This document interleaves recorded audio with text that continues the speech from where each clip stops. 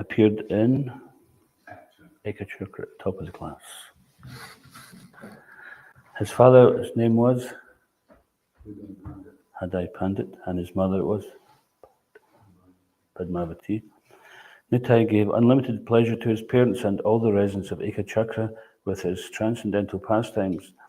When Lord Nityananda was 12 years old, an unknown sannyasi came to spend the night at Hadai Pandit's house. Do you know who that unknown sannyasi was?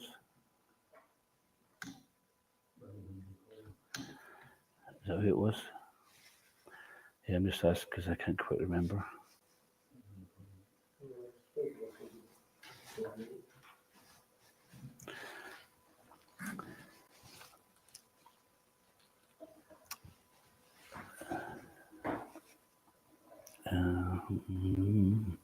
When the sannyasi was ready to leave in the morning, Hadai Pandit asked if he could offer him anything. So it was customary that if someone is coming to your house, if you're a householder and a sannyasi or a devotee of the Lord comes, then you offer them something. Usually you'll offer them something to eat, a place to sit, something to drink. And if they're staying overnight, then quite often they'll give you some gift on leaving. This is Vedic culture.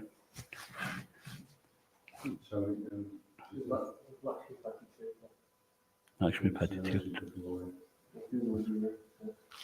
Okay. I wasn't sure because I thought it was.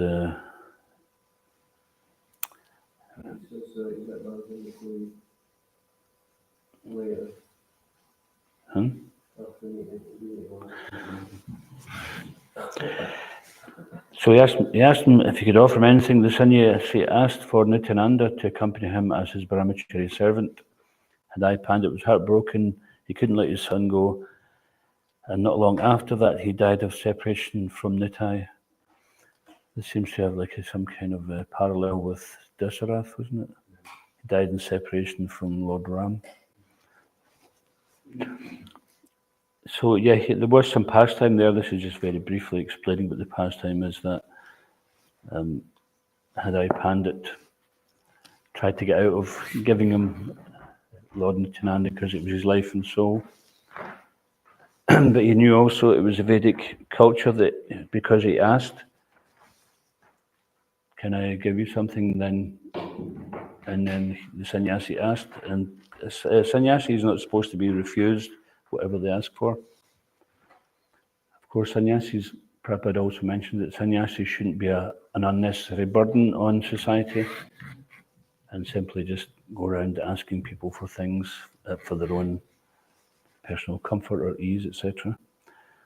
When Prabhupada's disciples were first preaching in India, they used to go door to door and they would go to a rich person's house and they'd ask, you've got so many sons, just give us one of your sons and we'll make them first-class Brahmin. And this was called shooting for the white rhino. They say that if you ever heard of rhinos, the white one is the most treasured one and that's usually protected by the others. So if you shoot for the white rhino, you might not get that, but you'll get one rhino. Not the devotees promote shooting rhinos. It's just a figure of speech. So the devotees would sometimes do this because they know that people were so attached to their children they wouldn't want to give. And if they did that, it'd be good, they would train them up to be first-class devotees. But they'd more easily part with some money than giving their children. And this way they'd make many life members. And it also shows you what's more important is than money is time, if someone gives their time.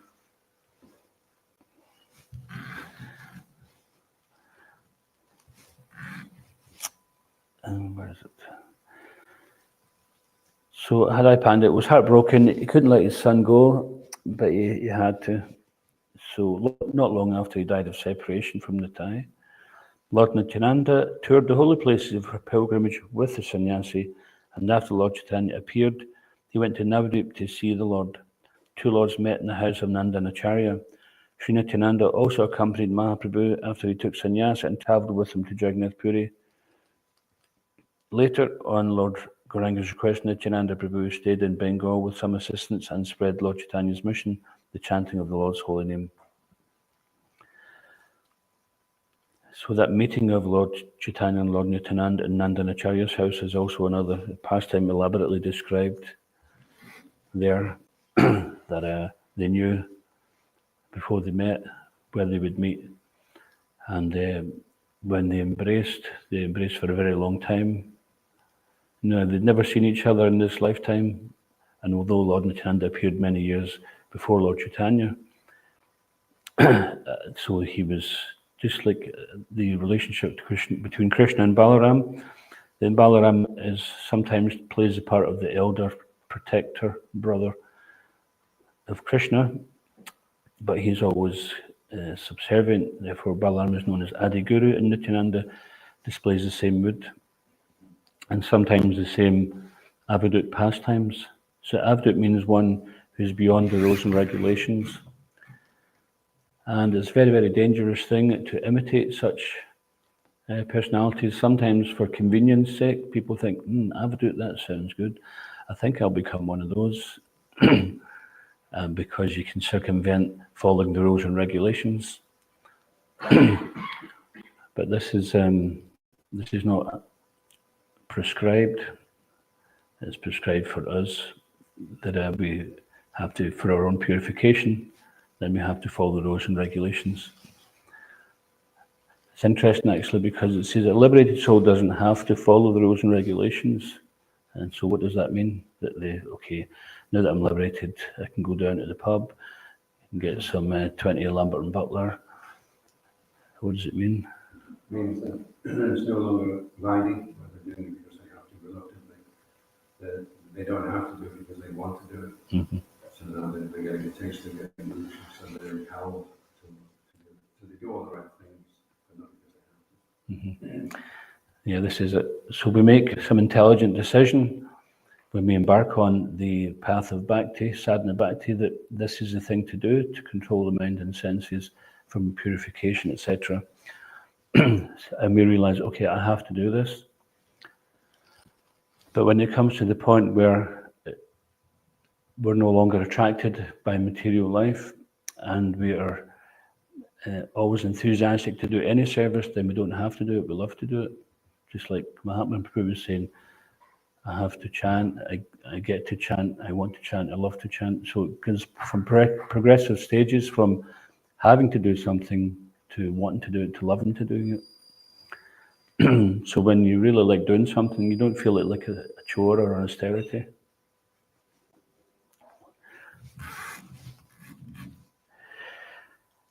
Lord Nityananda is Balaram, the Adi Guru, the original spiritual master. He is the greatest servant of the Lord, and thus he is the original teacher of service to the Lord. He is the Supreme Personality of Servitor Godhead. Sri Balaram serves Lord Krishna in all affairs of existence and knowledge, and Lord Nityananda performs the same service to Lord Gauranga by constant association. Lord Nityananda has unlimited incarnations. He is said to be none different from Lord Sankarshan. When Lord Chaitanya's elder brother Vishwarup left home, he also entered the body of Lord Nityananda. In transcendental motion, Lord Nityananda calls himself a servant of Lord Chaitanya. Sometimes he serves Lord Chaitanya as his guru, sometimes as his friend, and sometimes as his servant. Only by his mercy can one attain Lord Chaitanya and approach Radha Krishna. The ocean of Lord Nityananda's glory is infinite and unfathomable. So it's interesting here that the underlying principle is service. So that means also for those who are serving in different rasas, then the underlying thing is service. If Krishna wants me to be this, then I'll do that for the service. If he wants me to be a devotee, he wants me to play the part of a demon, he wants me to be in this incarnation or following him in this pastime, then they'll do whatever is necessary for the service of the Lord because they're sold out to that. The ocean of Lord Nityananda's glory is infinite and unfathomable. Shri Nityananda Rama ki jai. Jai Jai Shri Chaitanya Jai Nityananda. Jai Dvaita Chandra Jaya Gaura Bhakta Vrinda. Jai Jai Shri Chaitanya Jaya Nityananda. Jaya Dvaita Chandra Jaya Gaura Bhakta Vrinda. Jaya Jaya Shri Chaitanya Jaya Nityananda. Jaya Dvaita Chandra Jaya Gaura Bhakta Vrinda.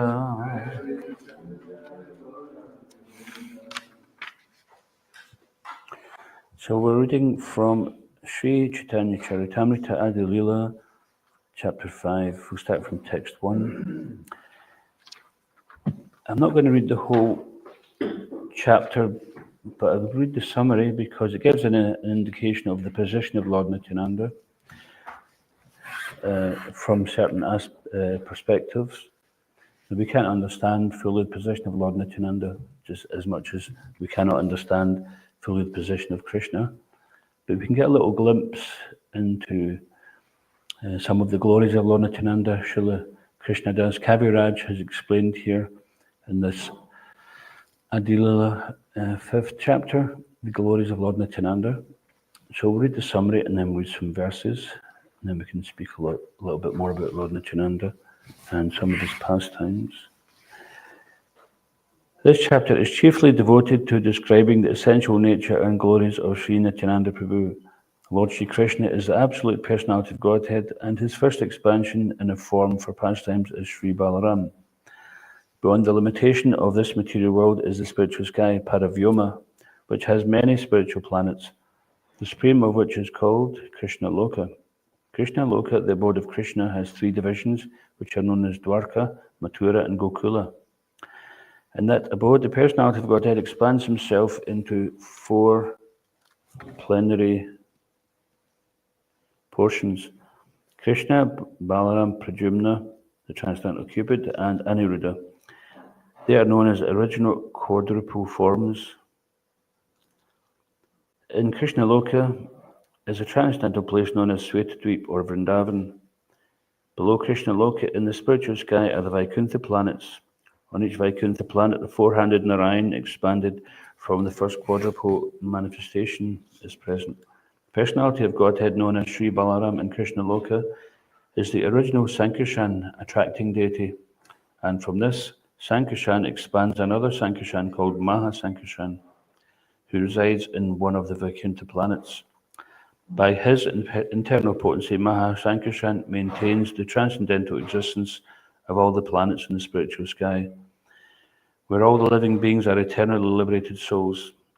The influence of the material energy is conspicuous there by its absence. On those planets, the second quadruple manifestation is present. Outside of the Vaikuntha planets is the impersonal manifestation of Sri Krishna, which is known as Brahmaloka. On the other side of Brahmaloka is the spiritual Karana Samudra or causal ocean. The material energy exists on the other side of the causal ocean without touching it. In the causal ocean is Mahavishnu, the original Purusha, expansion from Sankarshan. Mahavishnu places his glance over the material energy, and by a reflection of his transcendental body, he amalgamates himself within the material elements. As the source of the material elements, the material energy is known as Pradhan, and as the source of the manifestations of the material energy, it is known as Maya. But material nature is inert in that she has no independent power to do anything. She is empowered to make the cosmic manifestation by the glance of Mahavishnu. Therefore, the material energy is not the original cause of material manifestation, contrary to what the scientists are on about. Rather, the transcendental glance of Mahavishnu over material nature produces that cosmic manifestation. Mahavishnu again enters every universe as the reservoir of all living entities. Garbhodakashayi Vishnu.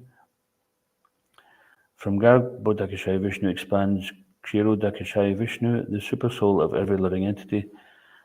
Garbhodakashayi Vishnu also has his own Vaikuntha planet in every universe, where he lives as the supersoul or supreme controller of the universe. Garbhodakashayi Vishnu reclines in the midst of the watery portion of the universe and generates the first living creature of the universe, Brahma. The imaginary universal form is a partial manifestation of Garbhodakashayi Vishnu. On the Vaikuntha planet, in every universe is an ocean of milk, and within that ocean is an island called Svetadweep, where Lord Vishnu lives. Therefore, this chapter describes two Svetadweeps, one in the abode of Krishna, and the other in the ocean of milk in every universe. The Svetadweep in the abode of Krishna is identical with Vrindavan Dham, which is the place where Krishna appears himself to display his loving pastimes. In the Svetadweep within every universe is a Shesha form of Godhead who serves Vishnu by assuming the form of his umbrella, slippers, couch, pillows, garments, residence, sacred thread, throne, and so on. Lord Baladev in Krishna Loka is Nityananda Prabhu. Therefore, Nityananda Prabhu is the original Sankarshan, and Mahasankarshan and his expansions as the Purushas in the universes are plenary expansions of Nityananda Prabhu. In this chapter, the author has described the history of his leaving home for a personal pilgrimage to Vrindavan and his achieving all success there. In this description, it is revealed that the author's original paternal home and birthplace were in the district of Katwa in the village of Jamatpur, which is near Naihati. Krishnadas Kaviraj's brother invited Sri Maniketana Ramdas, a great devotee of Lord Nityananda, to his home, but a priest named Granarnava Mishra did not receive him well, and Krishnadas Kaviraj's brother, not recognizing the glories of Lord Nityananda, also took sides with the priest. Therefore, Ramdas became sorry. This is Maniketana Ramdas we're talking about. Broke his flute and went away. This was a great disaster for the brother of Krishnadas Kaviraj Goswami, but on that very night, Lord Nityananda Prabhu himself graced Krishnadas Kaviraj Goswami in a dream and ordered him to leave on the next day for Vrindavan. So there should be a picture of that. And a beautiful picture of Krishnadas Kaviraj with Lord Balaram appearing to him in a dream, being served by his eternal associates or gopas. And it's a wonderful pastime. We don't have time to read all of these pastimes, but we should take the time to read these pastimes so we can begin to understand a little bit of the glory and the nectar of Lord Nityananda's association. So the text one here. I'll do the first few verses myself, and then we can maybe do one together. If I can read the dang thing. Vande Nantadu Taishwaryam Sri Nityanando Ishwaram Yasyechaya Tadswarupam Aginapi Nirupyate. Let me offer my obeisances to Lord Sri Nityananda, the Supreme Personality of Godhead, whose opulence is wonderful and unlimited. By his will, even a fool can understand his identity. Shri Jaya Jaya Shri Chaitanya Jaya Nityananda Jaya Advaita Chandra Jaya Gauravata Vrinda. All glories to Sri Chaitanya Mahaprabhu, all glories to Lord Nityananda, all glories to Advaita Acharya, and all glories to all the devotees of Lord Chaitanya Mahaprabhu. Sat Sloki Kahila Krishna Chaitanya Mahima Pancha Sloki Kahi Nityananda Tatvasima. I have described the glory of Sri Krishna Chaitanya in 6 verses. Now in 5 verses I shall describe the glory of Lord Nityananda. Sarva Avatari Krishna Swayam Bhagavan Tanhara Dvaitiya Deha Shri Balaram.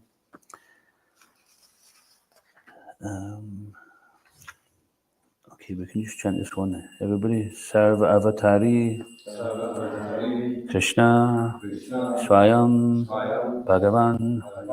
Sarva Avatari Krishna Swayam Bhagavan.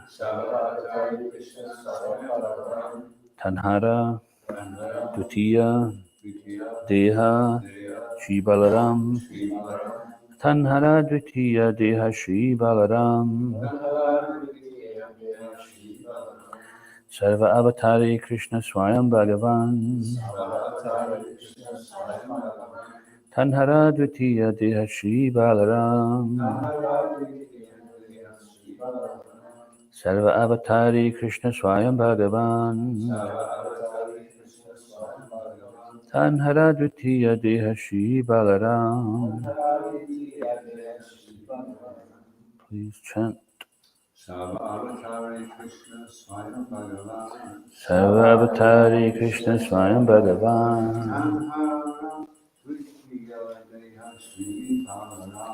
Tanhara Dvitiya Deha Shri Balaram. Sarva Avatari Krishna Swayam Bhagavan. Sarva Avatari Krishna Swayam Bhagavan. Tanhara Dvitiya Deha Shri Balaram. Tanhara Dvitiya Deha Shri Balaram. Sarva Avatari Krishna Swayam Bhagavan. Sarva Avatari Krishna Swayam Bhagavan. Tanhara Dvitiya Deha Shri Balaram. Tanhara Dvitiya Deha Shri Balaram. Mataji. Sarva Avatari Krishna Swayam Bhagavan. Sarva Avatari Krishna Swayam Bhagavan. Tanhara Dvitiya Deha Shri Balaram. Tanhara Dvitiya Deha Shri Balaram.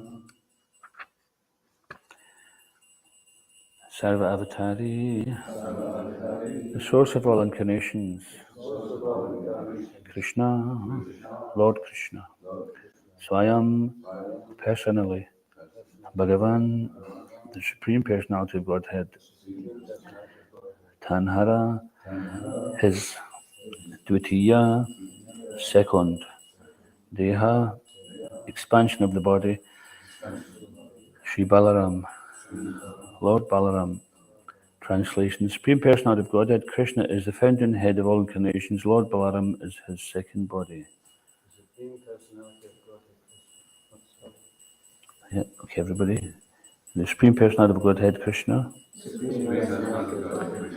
is the fountain head of all incarnations. Lord Balaram is his second body.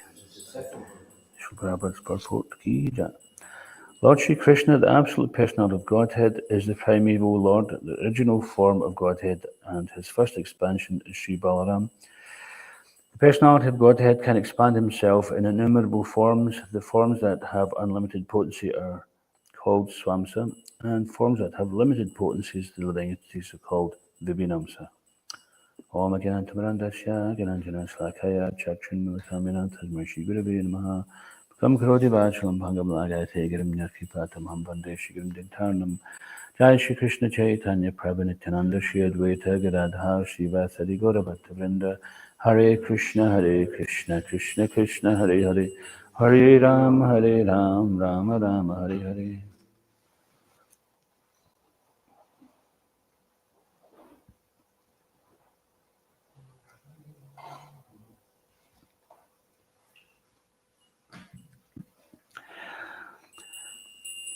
So this term Swayam Bhagavan, he's personally the Supreme Personality of Godhead.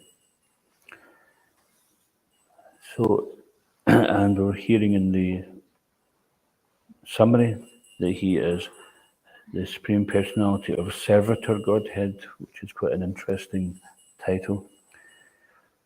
Within ISKCON, they have some disciples of Jaipatak Maharaj particularly. They have a devotee association and care system, Bhakti Vriksha. And there's other also devotee support systems, and some of these devotees are called servant leaders. So they always, rather than just calling themselves leaders, they put the word servant leader to remind them, that they're servants, that they're doing a service. And people have a misconception that a guru is someone, for some reason, that people get duped into following, serving hand and foot, sometimes giving all their time, energy and wealth to the guru for some unknown reason. So from external point of view, people can't understand why would someone surrender to a guru, do everything and give everything. And they think, well, how can people be so gullible just to give everything to some fat cat who's living off of your gullibility? And there have been some people who have mistakenly accepted so-called leaders and been exploited like that. But actually, the proper meaning of guru, Prabhupada says actually there's no such thing as bogus guru, because guru means a guru. It's like saying something which is genuine is bogus. It's a contradictory term. So the qualifications of a guru means that one is either guru or they're not guru. And one thing which often people miss out is that the spiritual master, the bona fide spiritual master, he's the greatest servant, and he's coming in the line of Lord Nityananda, of Lord Balaram, the Adi Guru, original spiritual master. And the purpose of the spiritual master, as is the purpose of Lord Balaram as Adi Guru, can anyone tell us?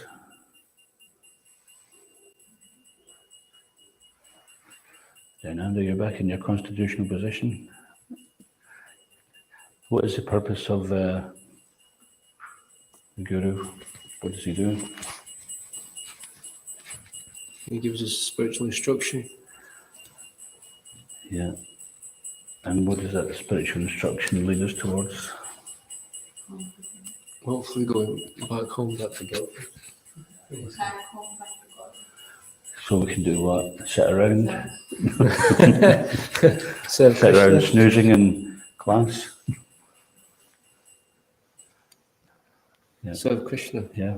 Not to- He's showing, Lord Balaram has shown us how to serve Krishna, right from the very first expansion of Krishna. He's expanding himself as the Lord's various paraphernalia, chamara, etc. And so this paraphernalia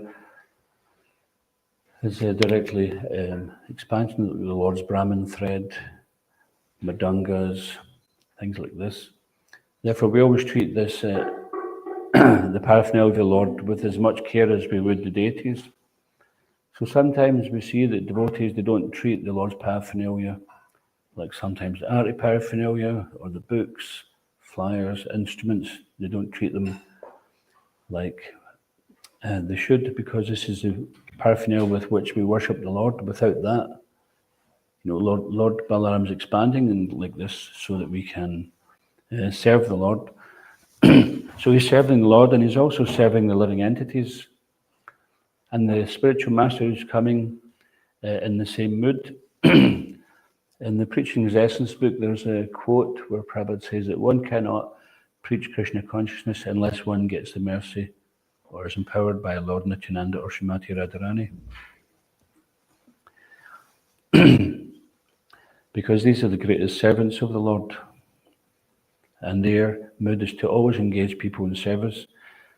So when Lord Nityananda was attacked by Jagai and Madai, I'm sure we all know the story, but if we don't, then two drunken fallen Brahmins attacked Haridas Thakur and Lord Nityananda as they were going door to door. And they went away, and then Lord Nityananda says, we should go back and deliver them, because if we deliver them, this will be the proof that Lord Chaitanya is indeed Patita Pavana. What does Patita Pavana mean? Rescue of the fallen souls. Or Saviour of the most fallen. So that's exactly it. Patita means fallen, and Pavana means save, or is it the other way around? Pavan means, Patita means fallen, yeah. So then he convinced Haridas Thakur that we should go back. He didn't quite convince him, he kind of persuaded him and dragged him back. But Haridas Thakur was like, no, well, surely these guys will kill us. Not that he was afraid, because he was already had been in 20 odd marketplaces, with 28 or 26 marketplaces. And was it 22? Anyway, however many marketplaces it was, generally you don't survive one beating. in the marketplace. Imagine that. Taking marketplace means public, in the eye of the public, to send a message, that don't take up this Krishna consciousness or you'll get the same fate. And so these people, just a little deviation to the glories of Haridas Thakur, Lord Nityananda's Sankirtan partner. So he was he was caught by the Muslim magistrate and he was sentenced to be whipped in 22 marketplaces. We'll settle on 22.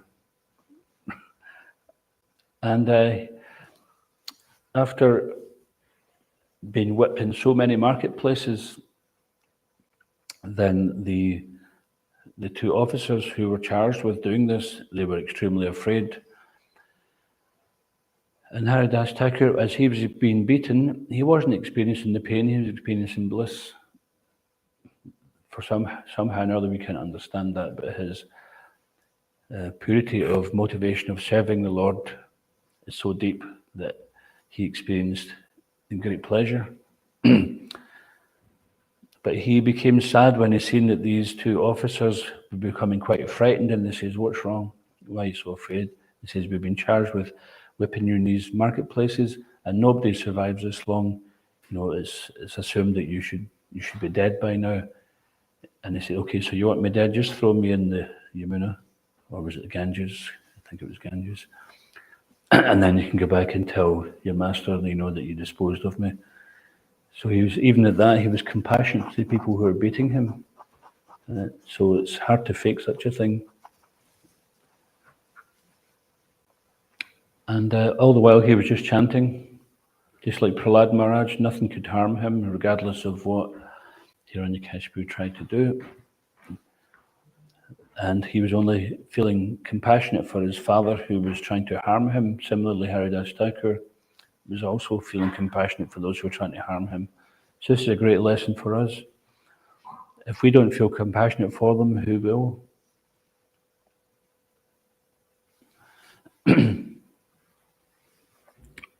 So, Lord Nityananda, spoiler alert, on Sunday there'll be a drama regarding this redemption of Jagai and Madai.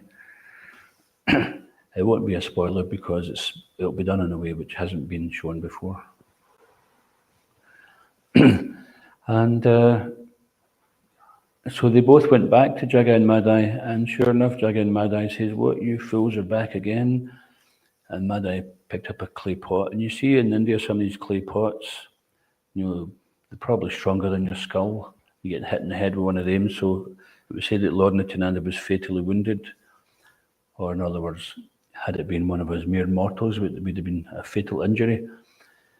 And then seeing Lord Nityananda in such a compassionate mood, then Jagai, he couldn't take himself to attack any longer. He couldn't bring himself to do that any longer. But Madai was about to strike him a second time, and Jagai held him back. So by this time, news had got to Lord Chaitanya that they're attacking Nitai. So he appeared immediately on the scene as a voice like thunder, and he summoned the chakra, and he was just about ready to take their head off.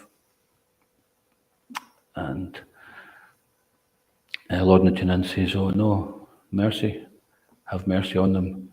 And says, "No, these people have offended a well-wisher. There's no mercy for them. Someone who came simply to bring good fortune, to bring good news to them, to give them salvation from their fallen condition. Nobody would out of their way to do this, and these great souls have approached them to do this, and then they harm them. So there's no mercy for them."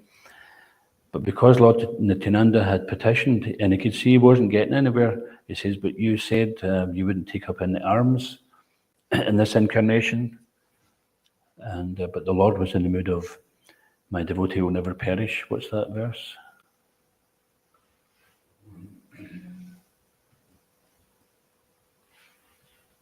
Abhijanati. Can't remember the start of it now. Anyway, whatever that verse is, it slipped my mind. But the Lord says that my devotee, declare it boldly, Arjuna, that my devotee will never perish. So the Lord, even in Kurukshetra, where he vowed not to take up any weapons, then Bhishmadev fought so hard, and his intention was to get the Lord to break his promise.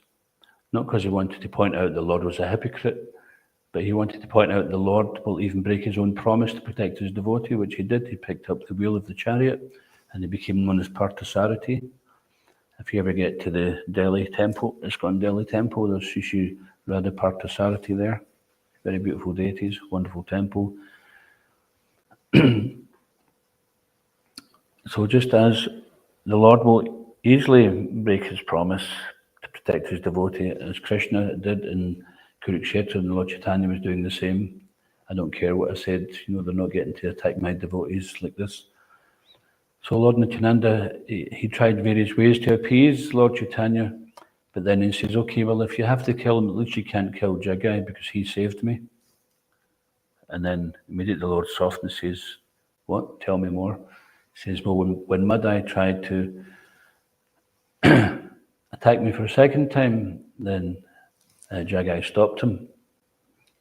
So while Lord Nityananda and Lord Chaitanya are discussing this, then Jagai and Madai are on the floor, Dandavats, whimpering, mercy, mercy. No mercy for you. You're getting it, boy. Woe betide you. And so at that point, Lord Chaitanya took Jagai and embraced him. He said, you saved my Nitai. So then Madai got up and he also thought the same thing. And Lord Nityananda was ready to forgive him also. But Lord Chaitanya said, no, your case is not so simple.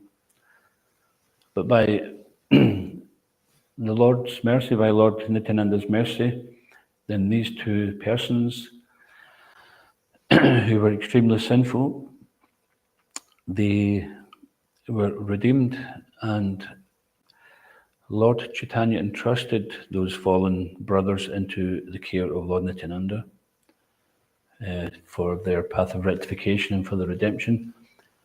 So he instructed them, go and build a bathing ghat, and there you can serve all the pilgrims who come. And that was known as Madai Ghat.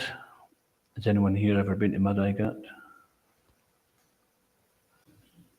Possibly. I've not been to it, but I believe it's still there. So this is the extent of mercy of the Lord, that he immediately wants to forgive the sins of living entity. It's also explained in this chapter that Anantadev is serving Mahavishnu. The Lord is lying on, or is Garbhodakashayi Vishnu is lying on Anantadev. And Anantadev, the original Anantashesh, it said that the universes are all resting on the hoods of Anantadev, and they're insignificant as like you would feel a mustard seed on your head. Now, if you ever see a mustard seed, it's a very small seed and it's hollow. It's practically, you could hardly even weigh the thing. You'd probably need some kind of nano scale or something to weigh it. And if you had one on your head, you probably wouldn't even notice it. It's so insignificant. And it's described that Lord Nityananda's expansion is Anantadev, and all the universes are so insignificant, it's like a mustard seed on his head. And they say that he's simply just tolerating all the offensive, sinful living entities in the material universe, ready to destroy them at any given moment under the instruction of the Lord. So he's simply just tolerating. Because he has so much love for Krishna, then under his order, then he tolerates living entities. But also he has this, as Lord Nityananda, he has this facet of compassion, where he accompanies Lord Chaitanya on his mission to save the fallen souls in Kali Yuga. The Lord known as the most merciful incarnation, then Lord Nityananda is also known as being more merciful than Lord Chaitanya. So Lord Chaitanya is known as the most merciful incarnation because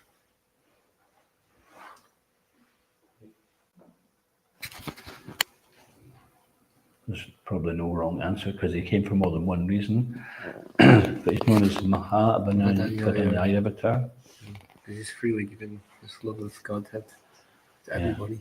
So in that verse, Namo Mahavadanyaya Krishna Prema Pradayate, Mahavadanyaya Krishna Prema Pradayate. He's freely giving Krishna Prema. And on Sunday we'll celebrate Lord Nityananda's appearance in more depth. We'll sing some bhajans, which will sing about the glories of Lord Nityananda and Lord Chaitanya together. So he's freely giving love of God. And it's also been described that Lord Nityananda is more merciful than Lord Chaitanya. Why is that?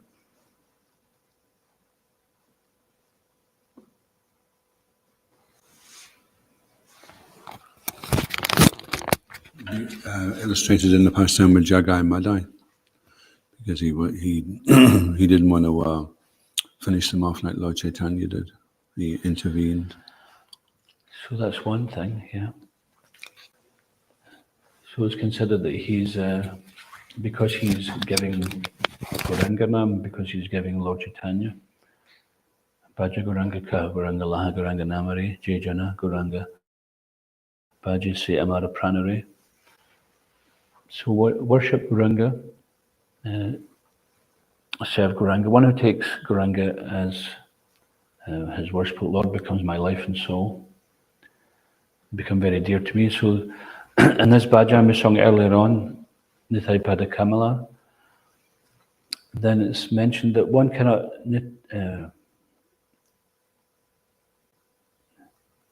Nitayar Kruna Habi Braja Radha Krishna Pabi.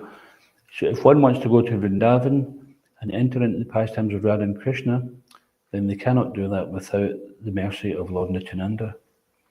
And what makes us dear to Lord Nityananda is by spreading the glories of Lord Chaitanya. So therefore, some years ago, just as we spoke the other day, Advaita Acharya was calling Lord Chaitanya to appear and be the Kali Yuga Pavana, the savior of the Kali Yuga living entities. Then we were also under the inspiration of Srila Prabhupada and Lord Nityananda. In order to get Lord Nityananda's mercy, we wanted to spread the holy name of Lord Chaitanya around. So when Prabhupada arrived in Boston Harbour, he wrote Markani Bhagavad Dharma, and he said the holy name of Lord Gauranga will be spread to every town and village. So we thought, okay, well, this is what Prabhupada wants, so let's do that. And then people can get the mercy of Lord Nityananda, and then they can chant Hare Krishna.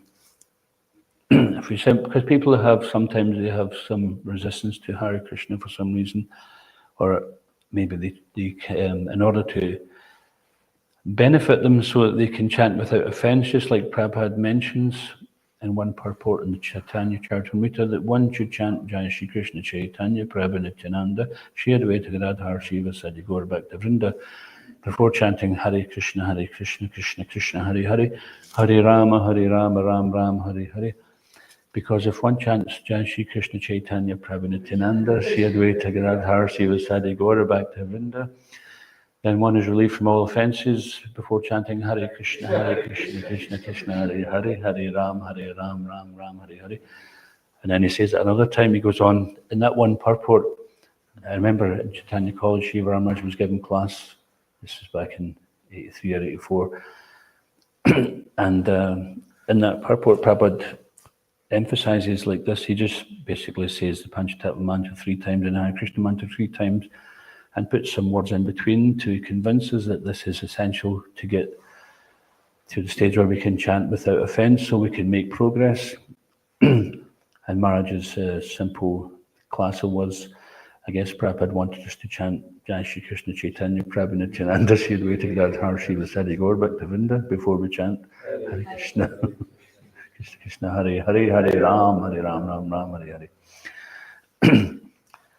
Actually, one time before, when we came to Scotland 40 years ago, it was probably about 40 years ago at this point in time, Divya Singh and myself and Vijendra Kumar came to Scotland with the instruction to start collecting funds and look for a property to open a temple.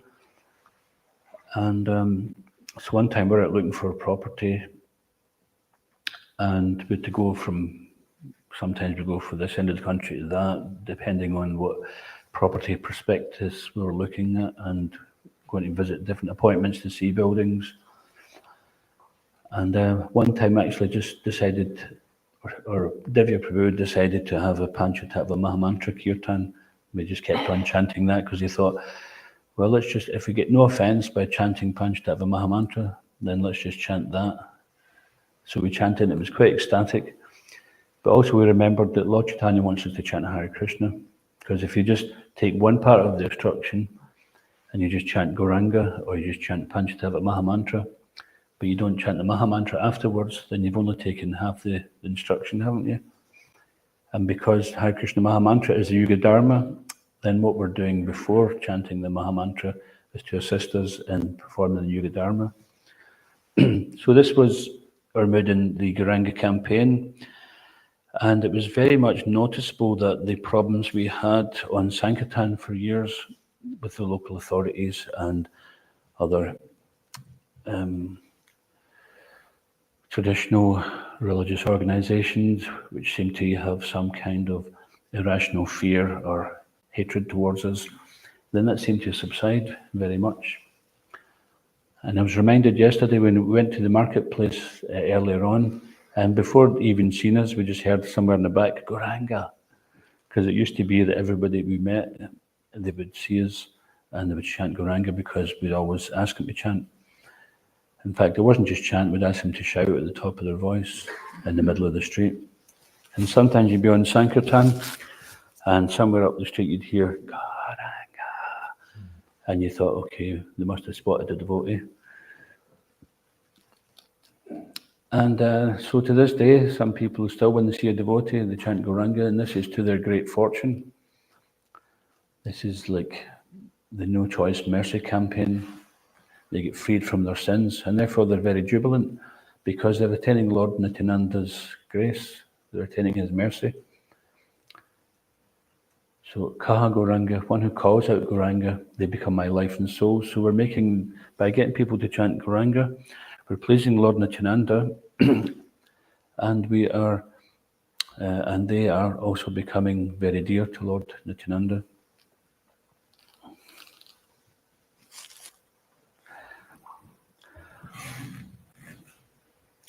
In fact, also later on in this purport, we hear about Maniketana Ramdas, the great devotee of Lord Nityananda. So he had his own Nityananda campaign, where he's saying, well, so where does it end, of course? I don't know if someone went on a Maniketana Ramdas campaign after that. So Lord Chaitanya is most merciful, so we should chant his name. Maniketana Ramdas was saying, Lord Nityananda is even more merciful, we chant his name. But this is called parampara, that becomes sweeter as it's cooked down.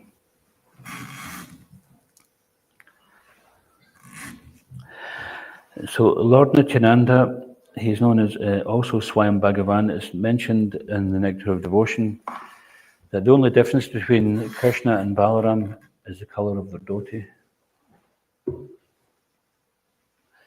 or the colour of the complexion.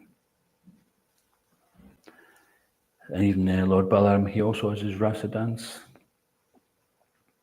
And he's completely independent. He's also answerable to nobody. Even sometimes Lord Chaitanya, some pastimes of Lord Nityananda, he absorbed the mood of Balaram, and he was doing some quite unusual activities as Balaram. I won't go into that because I'm not sure if it's the right audience. I'm not sure who's watching online, but not pastimes to be repeated.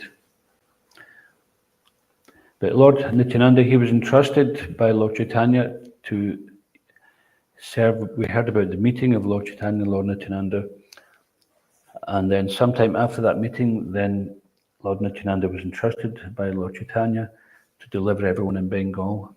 And we can see that the Bengal has still so much the prominence of Chaitanya Mahaprabhu.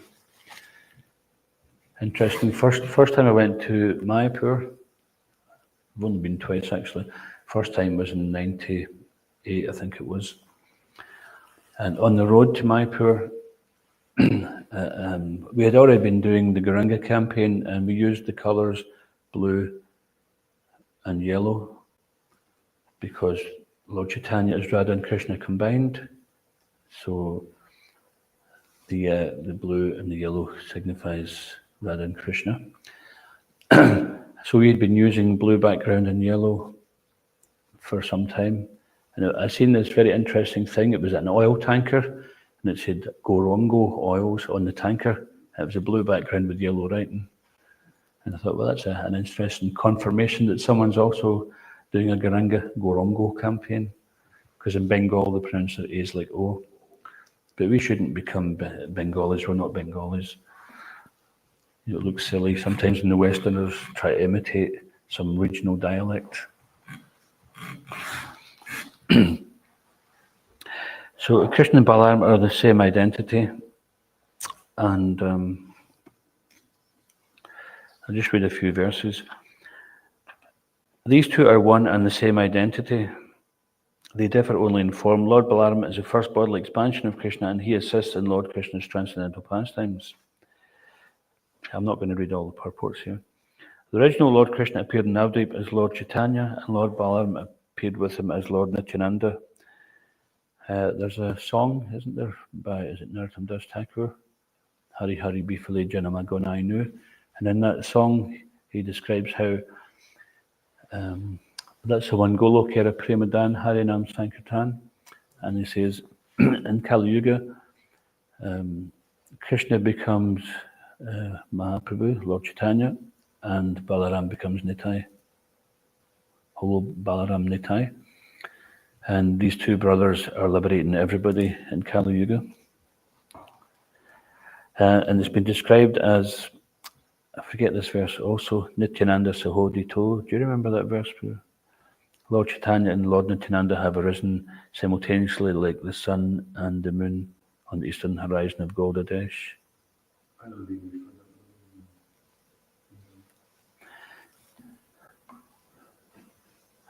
Okay, don't worry. We were just talking the other day. Actually, we've forgotten more verses than we can remember. We're thinking we need to try to get back onto that again. But anyway, this verse explains that Lord Chaitanya and Lord Nityananda have arisen like the sun and the moon simultaneously. So in other words, in the daytime, the sun dissipates the darkness, and at night time, the full moon also dissipates the darkness. And these two brothers have appeared together to dissipate the darkness of Kali Yuga. Koti Chandra Shushitala, millions of moons, more soothing than millions of moons, the shade of Lord Nityananda's lotus feet, Nitai Pada Kamala, Koti Chandra Shushitala, Jai Chayai Jagata Jurai, they can give chaya or shelter to Jagata Jurai, to the whole universe. They can give relief to the whole universe. It's not that they'll run out of their mercy. Sometimes you have these so-called spiritual leaders who would pass on their Shakti by some discharge of electric shock, and then they'd be exhausted, and then they could go and retire and do all nonsense. So, in other words, they couldn't keep the act up long enough. And then their foolish disciple would also imitate, just like, and now I have become empowered. I got Guru Shakti. It's a whole theatrical nonsense. You've probably heard of these things, eh? And some very powerful, well-known people, I won't mention their name, it's not worth it in Bhagavatam, but people who have actually misled generations of people who, as Prabhupada says, who have a poor fund of knowledge, particularly the Srimad Bhagavatam, the Bhagavad Gita as it is. This International Society for Krishna Consciousness is the vehicle by which this cheating propensity can be extinguished. The knowledge of what is genuine devotee, what is genuine incarnation, then the devotees of ISKCON are actually able to propagate this because Prabhupada has given us the genuine article.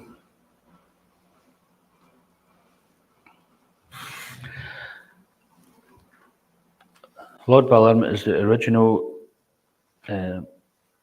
May Sri Nityananda Ram be the object of my constant remembrance. Sankarshan, Sheshanag, and the Vishnus who lie in the Karna ocean, Garbha ocean, ocean of milk are his plenary portions, and the portions of his plenary portions. So all these various expansions are coming from Lord Balaram or Lord Nityananda. Lord Nityananda is not an expansion of Balaram, he is Nityananda Balaram. Another quick pastime. So Lord Chaitanya and Lord Nityananda were engaged in Harinam Sankirtan. And then Lord Chaitanya says, what's his name? I think he's known as Lauta Baba. Where is such and such? And Lord Nityananda says, oh, we were playing hide and seek back in Goloka Vrindavan, and we heard that you were coming for your pastimes, so we all came, but he's still there hiding. He says, we'll go and get him then. So Lord Nityananda went to Goloka, and he said, oh, should you remember, was it Lauta Baba? That devotee who was still in Vrindavan with the game of hide and seek they were playing. Do you remember? No, it's okay. If you're not listening. Yeah, that'd be nice. Something tells me Lauta Baba, but that might be another one. Anyway, this devotee, when Lord Nityananda approached him, he says, Kana, Krishna, is having his pastimes on earth in Kali Yuga, and he's asking you to come. And he says, who are you? He says, I'm Balaram.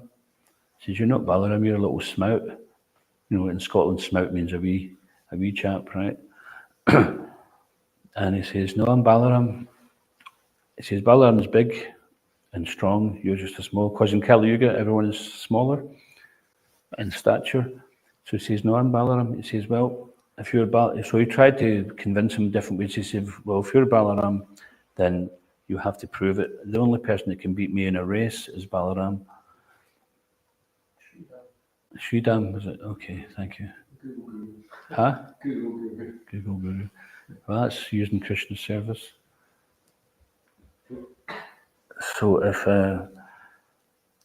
if you can beat me in a race, then I can accept your Balaram, otherwise you're an imposter. So he said, okay, let's go. So they had a race, and Lord Nityananda easily beat him. So he says, okay, I'll come then, but I'm not very happy that you left me behind.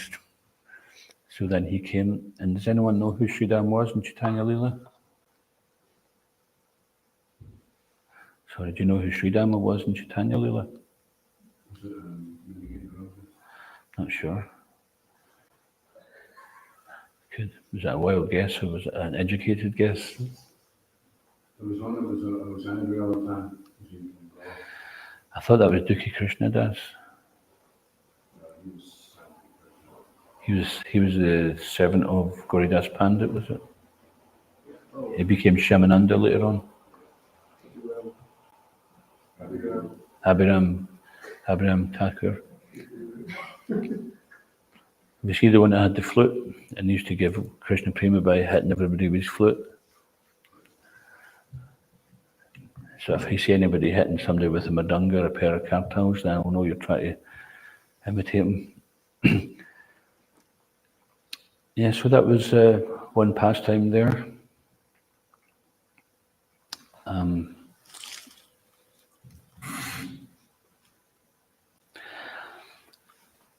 He himself helps in the pastimes of Lord Krishna, and he does the work of creation in 4 other forms. So it's interesting, he'll do anything the Lord asks. Okay, create some universes, all right. Okay, go and get Abhiram Sridhama. You know, he's supposed to be here along with us. Okay, let's do that. So he does whatever's asked. And as Adi Guru, then Lord Nityananda is showing us the way that whatever is asked of us, then we do that. I remember Radhanath Maharaj, when he was in New Vrindavan, there was some distraction from following the normal ISKCON line in New Vrindavan at one time, and they became somewhat estranged from ISKCON, excommunicated from ISKCON. But Radhanath Maharaj says that when he was there, Prabhupada told him to stay there. So that was the last thing he heard. So he decided to stay there and do service.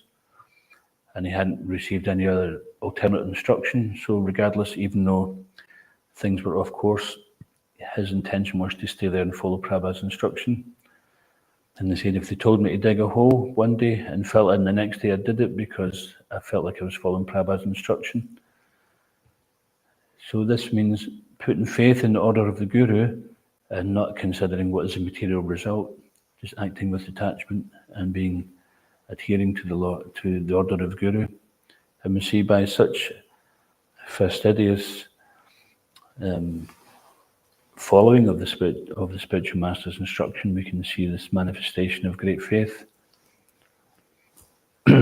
Sometimes we use other people or other situations for our inability to surrender, but that's an example of how if one receives the instruction to engage in devotional service, we do that regardless of what everyone else or anyone else is doing, as long as it doesn't compromise the principles of devotional service.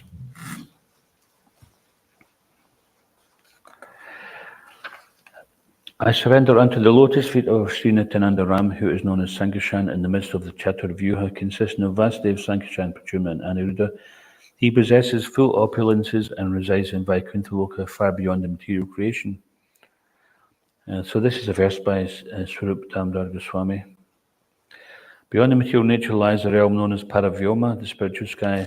Like Lord Krishna himself, it possesses all transcendental attributes, such as his 6 opulences. So he goes on to describe the various abodes of the Lord and the opulences and the magnitude, which we can't really understand, but at least some description there is to show us, look, this is who we're talking about. This is who Lord Nityananda is. And that the abode of the Lord in the spiritual world, manifested in the material world, is identical with Gokula. They are not two different bodies. So when we go to the holy dams, then we can understand that if we're fortunate enough, then we get to visit the holy dam. There's this saying that you can't buy a ticket to Vrindavan,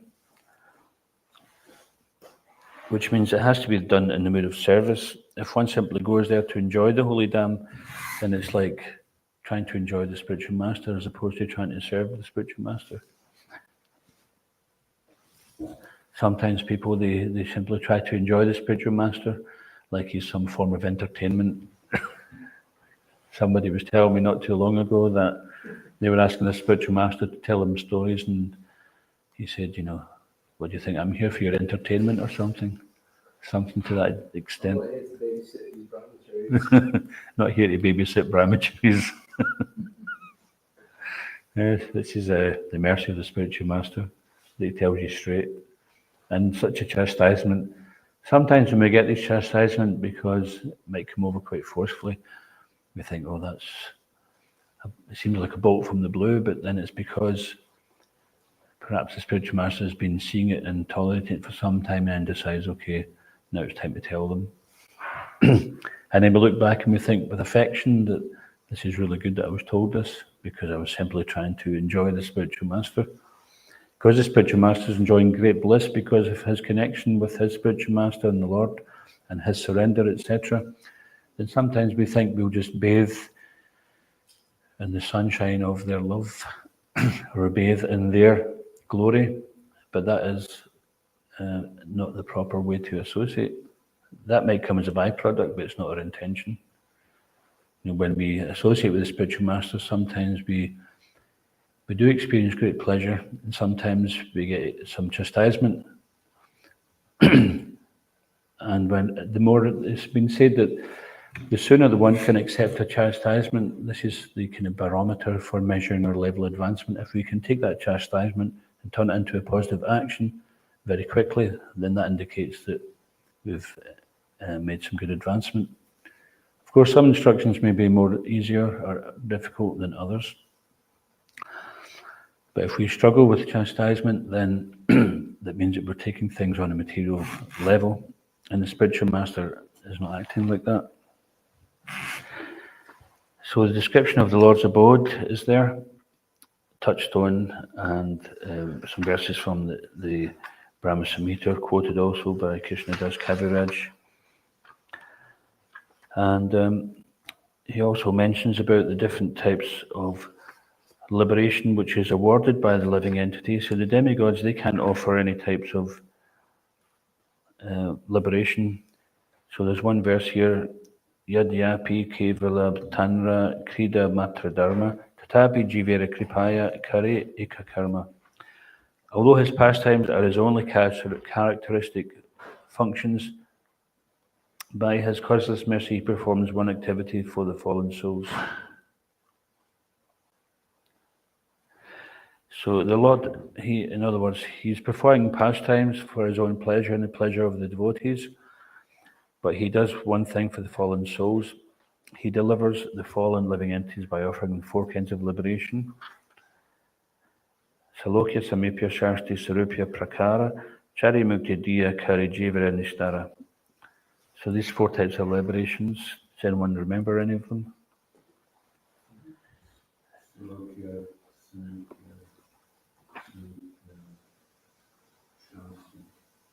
Right, so there's 4, but there's another one which is not mentioned here, isn't there?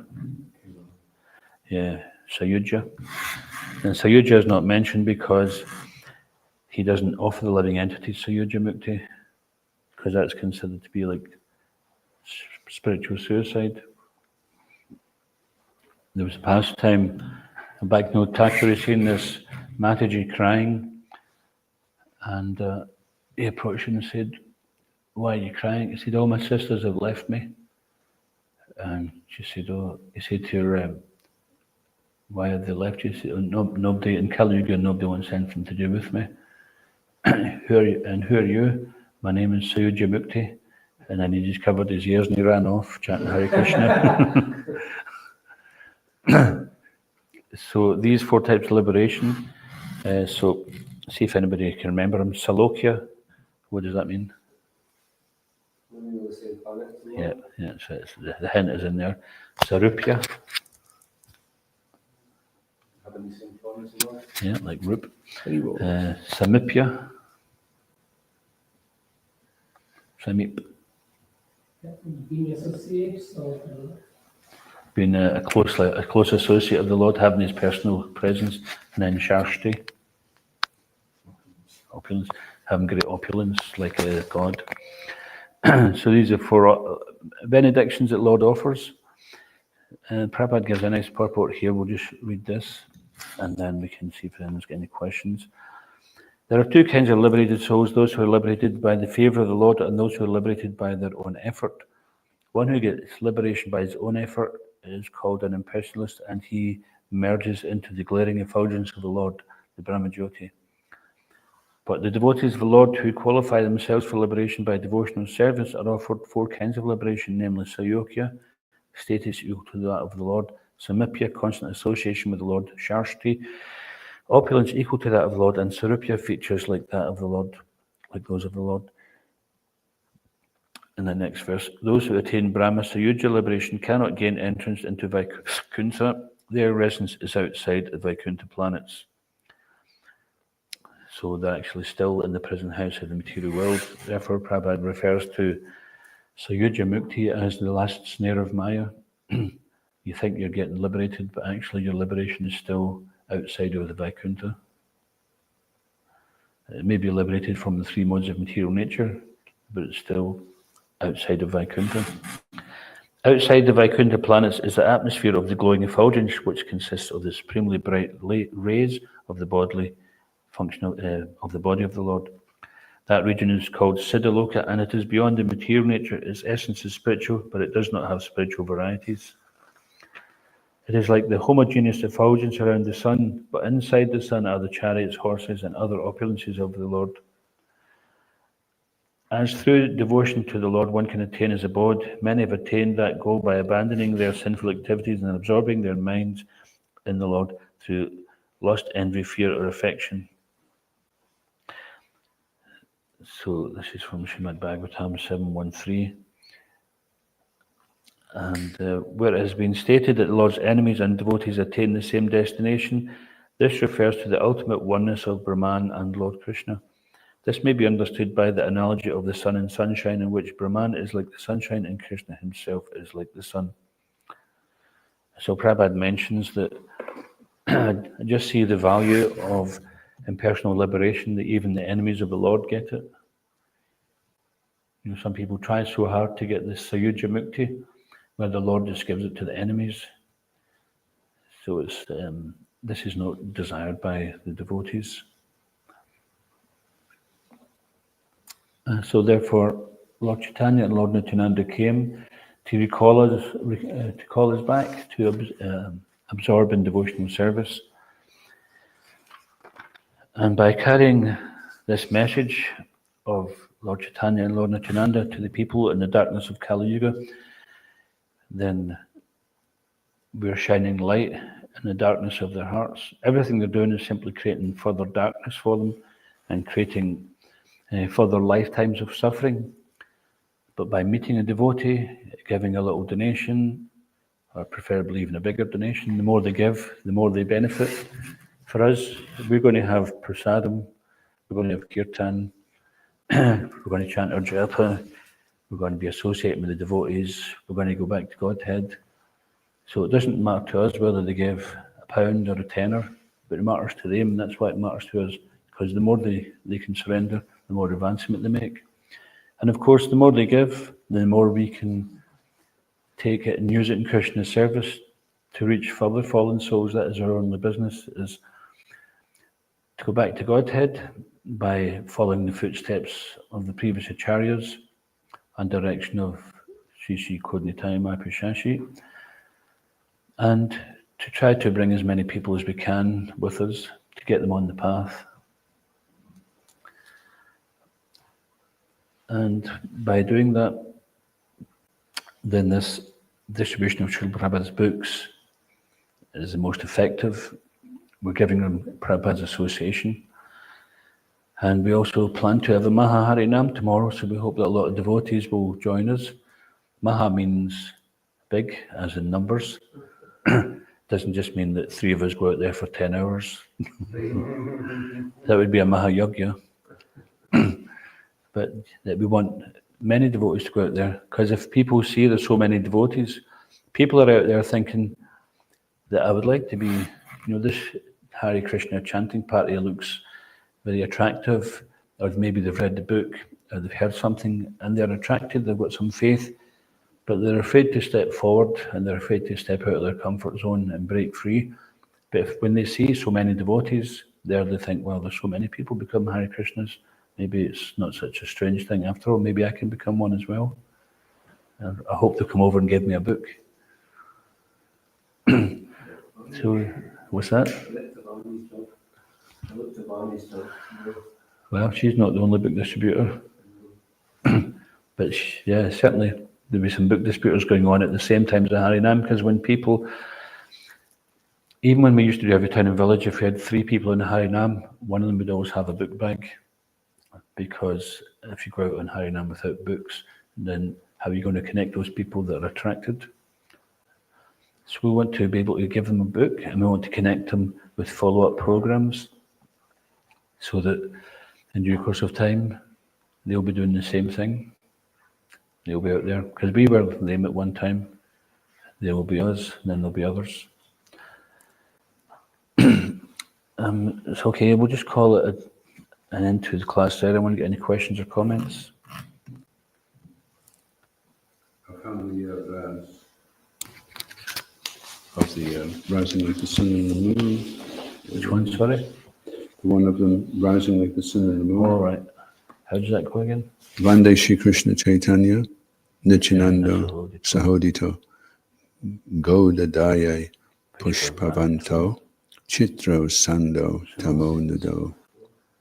I offer my respectful obeisances unto Sri Krishna Chaitanya and Lord Nityananda, who are like the sun and moon. They have arisen simultaneously on the horizon of Gauda, West Bengal, to dissipate the darkness of ignorance and thus wonderfully bestow benediction upon all. That's Adi CC Adi Lila, chapter 1, text 2. Adi Lila 1, 2. Yeah, so right at the very beginning of the CC. All right. There's a question online that's Yes. a difficult one, but I think it's appropriate to ask. From Leela Manjari. So she's asking, how can a guru be called a guru if they have had a severe fall down, and how can they still be seen and treated as such? If a guru has a fall down, Yeah, maybe some time ago. It's no matter how long ago. yeah. So thank you, Lula Manjari, for that question. You'll find the answer in Bhagavad Gita. I'm not going to leave it at that. I will tell you what the answer is. So Krishna is asked this question by Arjuna, and Krishna explains that he is still to be considered saintly because he's rightly situated.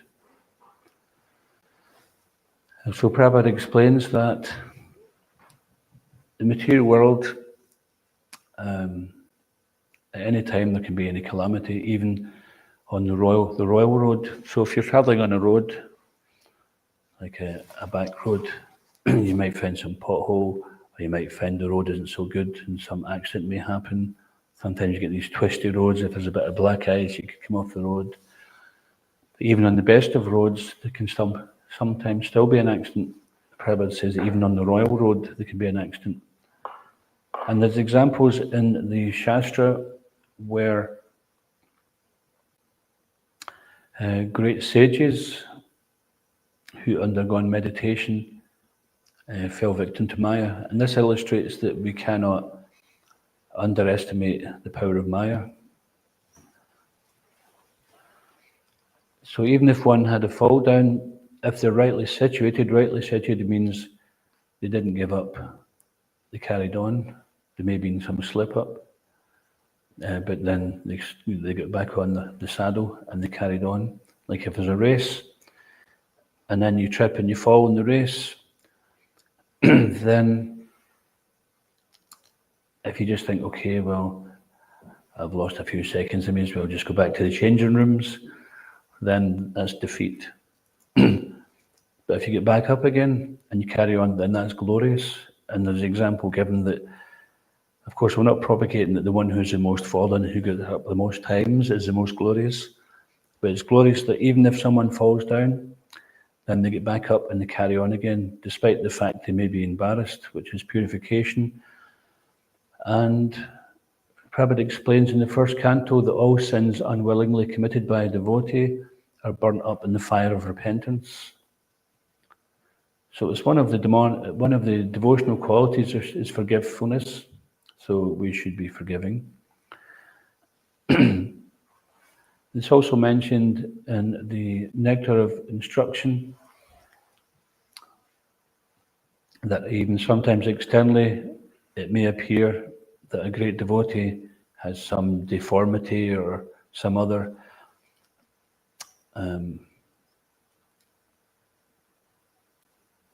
condition. So this would also include that if someone has an accidental fall down, then they're still to be considered saintly. We shouldn't be judging a devotee like this.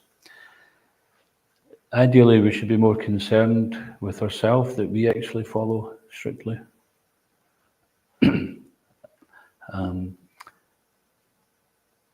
Because, I'll just pass it on for comments in a second.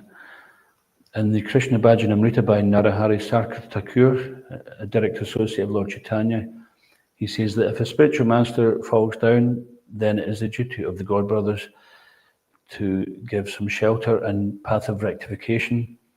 And when he takes to that path of rectification, then he is reinstated. So in the material world, or even in spiritual association, we have 4 R's. If we did something wrong, then first thing we can do to get to the path of reinstatement, to get to the conclusion of reinstatement, is recognition. We have to recognize we've done something wrong. And then remorse. If we just recognize it but we have no remorse, then how are we going to go further? So we recognize we did something wrong, be remorseful about it, be willing to follow a path of rectification, and then reinstatement is there. So this is, so only if the spiritual master has given up all sense of discrimination and remains fallen, then he's to be rejected. So there's no disqualification. And there may be a spot on the moon, but the moon is still beautiful. And we have to be careful not to judge advanced devotees because of a slip-up, because if we use that as an excuse for us not surrendering to the spiritual master or surrendering to Guru or surrendering to Krishna, then that is our misfortune. And we have any comments from the devotees here? Before Shipram Bhavati Dharmata Sasvak Chantam Nigachate Kauntaya Pratijani He Name Bhakta Pranashite. Yeah. So Bhatno Thakur was on a japa astral walk, and Lord Brahma and a few were discussing the verse, and they couldn't understand how he quickly becomes righteous and attains lasting peace. So Bhatno Thakur says that doesn't refer to the person that fell down. That refers to the person who's looking at the devotee that falls down. So Apichatchadachara, we're thinking that it's emphasizing that, he's fallen, but he's carrying on, so he's considered saintly.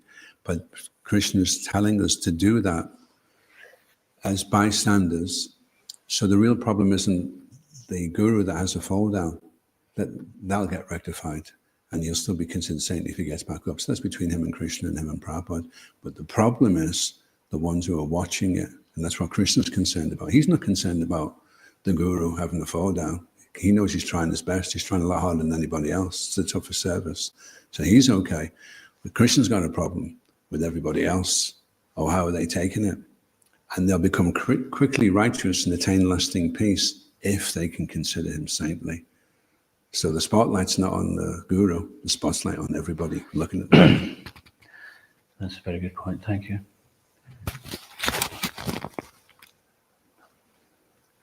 Okay, I think we can close there unless there's any last comments or questions.